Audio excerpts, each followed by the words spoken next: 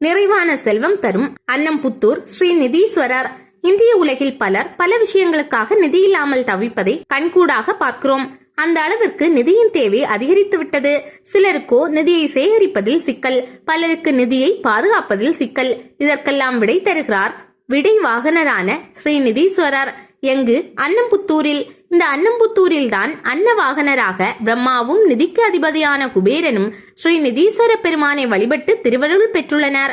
அதன் விவரங்களை காண்போம். பிரம்மா அன்ன வாகனன் என்று அழைக்கப்படும் படைப்பு கடவுளான பிரம்மதேவரும் காக்கும் கடவுளான திருமாலும் ஈசனோடு போட்டியிட்டு அவரது அடிமுடியை தேடி சென்றனர். ஸ்ரீஹரியோ வராக உருவம் எடுத்து பூமியை ஆழத் தோண்டினார்.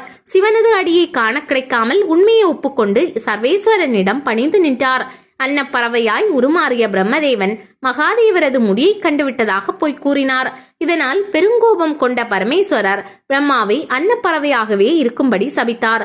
விமோசனம் தேடிய பிரம்மா இப்பூலகை அடைந்து பொய்கை ஒன்றை உண்டாக்கி அந்த நீரினால் இத்தலத்தின் சிவலிங்கத்தை அபிஷேகம் செய்து பலகாலம் மகேசரை மனமுருகி வேண்டி நின்றார். மகிழ்ந்த ஈசர் ரிஷபாரூடராய் திருக்காட்சி தந்து பிரம்மனது அன்ன உருவினை நீக்கி அருள் புரிந்தார். மீண்டும் பிரம்மாவுக்கு உயிர்களை படைக்கும் உன்னத பணியை அளித்தார். பிரம்மா அன்னப்பறவை உருவில் இங்கு சிவபெருமானை வழிபட்ட காரணத்தால் அன்னம் புத்தூர் என்று ஆனது. குபேரன் பதுமநிதி, மகா பதுமநிதி, மகாநிதி, கச்சபநிதி, முகுந்தநிதி, குந்தநிதி, நீலநிதி மற்றும் சங்கநிதி ஆகிய 8 வகையான நிதிகளுக்கும் தலைவர் குபேரன். இதனால் நிதிபதி என்றும் போற்றப்பட்டான். அஷ்டதிக் பாலகர்களுள் ஒருவராகவும் வட திசைக்கு அதிபதியாகவும் திகழ்ந்தான் குபேரன். தனக்கு எப்போதும் அள்ள குறையாத செல்வம் வேண்டியும் எக்காலத்திற்கும் தனாதிபதியாக விளங்கிட வேண்டியும் இத்தல பெருமானை வழிபட்டு நீங்காத செல்வம் நிலை பெற்றிருக்கும் வரத்தினை குபேரன் பெற்றதாக தல மகாத்மியம் எடுத்துரைக்கின்றது. இதனால் இப்பதி இறைவன் ஸ்ரீ நிதீஸ்வரர் என்றே அழைக்கப்படுகிறார். ஆலயம் ஊருக்கு மேற்கே ஆலயம் ஏரியின் எதிரில் அமைந்துள்ளது. ராஜகோபுரம் காணப்படவில்லை. கிழக்கு நோக்கியபடி சுவாமி சன்னதியும் தெற்கு பார்த்தவாறு அம்பாள் சன்னதியும் உயரமான மேடை மீது அமைந்துள்ளன. முழுதும் கல்கட்டிடமாக வடிவமைக்கப்பட்டுள்ளது. கருவறையுள் கிழக்கே முகம் கொண்டு ஒளிர்கின்றார் ஸ்ரீ நிதீஸ்வரர். பிரம்மனும் குபேரனும் வணங்கிய ஈசனை நாமும் வணங்குகின்றோம் என்று நினைக்கும் போதே மெய் சிலிர்க்கின்றது. ஆலய மகா மண்டபத்தில் வீற்றிருக்கும் கணபதி கையில் பாடலி கொடியுடன் காட்சியளிக்கின்றார்.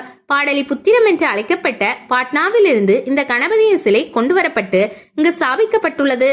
தென்முக சன்னதியில் நின்ற வண்ணம் திருவருள் புரிகின்றாள் ஸ்ரீ கனக திரிபுர சுந்தரி. உண்ணாமுலை அம்மன் போல் 2 கரங்களை மட்டுமே கொண்டுள்ளாள் இந்த நாயகி. ஆலய வளாகத்துள்ளே தென்மேற்கு மூலையில் ஸ்ரீ லட்சுமி கணபதியும் வடமேற்கில் வள்ளி தேவானையுடன் ஸ்ரீ கல்யாண சுப்பிரமணியரும் தனித்தனியே சன்னதி கொண்டுள்ளனர். தென்புறம் தனியாக உள்ள சன்னதியில் மிக பழமை வாய்ந்த துர்காதேவியின் சிலை நிறுவப்பட்டுள்ளது. முன்னே புதிய சிலையும் உள்ளது. கிழக்கு புறத்தில் ஸ்ரீ பைரவருடன் ஸ்ரீ தனாகர்ஷண பைரவரும் வீற்றருள்கிறார்.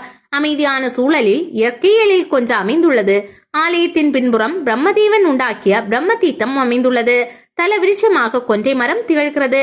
மாமன்னன் ராஜராஜ சோழன் தனது 23ஆம் ஆண்டு ஆட்சி ஆண்டில் இக்கோவிலை கண்டு வியந்து வணங்கி பல திருப்பணிகள் செய்து நிபந்தனங்கள் கொடுத்து ஸ்ரீ நிதீஸ்வர பெருமானை வழிபட்டுள்ளதை இவ்வாலய சோழர் கால கல்வெட்டு உறுதி செய்கிறது. 1000 ஆண்டுகளுக்கு மேல் பழமை வாய்ந்த இவ்வாலயம் முற்றிலும் சிதிலமடைந்து மண்மேடாகி விட்டது.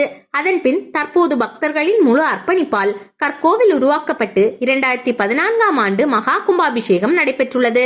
விசேஷங்கள்: நவராத்திரி உற்சவம் இங்கு வெகு சிறப்புடன் அனுசரிக்கப்படுகிறது. அதில் சப்தமி மற்றும் அஷ்டமியில் சண்டி ஹோமமும் 10ஆம் நாள் பார்வேட்டையில் அம்பாள் திருவீதி உலாவும் விமர்சையாக நடத்தப்படுகின்றன. பங்குனி பூசத்தில் வருஷாபிஷேகமும் அன்று மாலை திரு கல்யாண உற்சவமும் சுவாமி அம்பாள் திருவீதி உலாவும் நடைபெறுகின்றன. திரு கல்யாணத்திற்கு பெருமாள் ஆலயத்திலிருந்து அம்பாளை வரிசை தட்டுடன் அழைத்து வரும் சம்பிரதாயமும் வாசலில் மாலை மாற்றும் வைபவமும் சிறப்புற நடைபெறுகிறது. அதோடு மாத பிரதோஷங்கள், சிவராத்திரி, அன்னாபிஷேகம், கார்த்திகை தீபம், கிரக பயிற்சிகள் போன்ற அநேக விசேஷங்களும் இங்கு பிரசித்தம். தினமும் காலை 7 மணி முதல் 12 மணி வரையும் மாலை 5 மணி முதல் 8 மணி வரையும் ஆலயம் திறந்திருக்கும். தினமும் 2 கால பூஜைகள் நடைபெறுகின்றன. பரிகாரங்கள்: பௌர்ணமி மற்றும் வெள்ளிக்கிழமைகளில் அம்பாள் பாதத்தில் வெண்ணெய் வைத்து அர்ச்சனை செய்து ஆலயத்தை 3 முறை வலம் வந்து அந்த வெண்ணெயை பெற்று தம்பதிகளாக சாப்பிட குழந்தை பேர் கிடைப்பது உறுதி. கிருத்திகை, சஷ்டி மற்றும் செவ்வாய்க்கிழமைகளில் ஸ்ரீ நித்திய கல்யாண முருகருக்கு 2 மாலைகள் சாற்றி வழிபட விரைவில் திருமணம் கைகூடும். பெண்கள் பூப்படையாத குறை தீர 5 வியாழக்கிழமைகளில் சுவாமிக்கு சொர்ண புஷ்ப அர்ச்சனை செய்து வெள்ளி நாணயத்தை பிரசாதமாக பெற்று செல்கின்றனர் பக்தர்கள். அதோடு இந்த பரிகாரத்தினால் நிலம் மற்றும் சொத்து சம்பந்தமான பிரச்சனைகளும் தீரும். வெள்ளிக்கிழமை பௌர்ணமி பூச நட்சத்திரம், அக்ஷய திருதியை, தீபாவளி ஆகிய நாட்களில் சுவாமிக்கு சொர்ண புஷ்ப அர்ச்சனை செய்து வழிபட கடன் தொல்லைகளிலிருந்து விடுபடலாம். அதோடு மன அமைதி, வீடு வாகன யோகம், திருமண வரம், குழந்தை வரம், தொழில் அபிவிருத்தி, உத்தியோகம் ஆகியவற்றையும் பெற்றிடலாம்.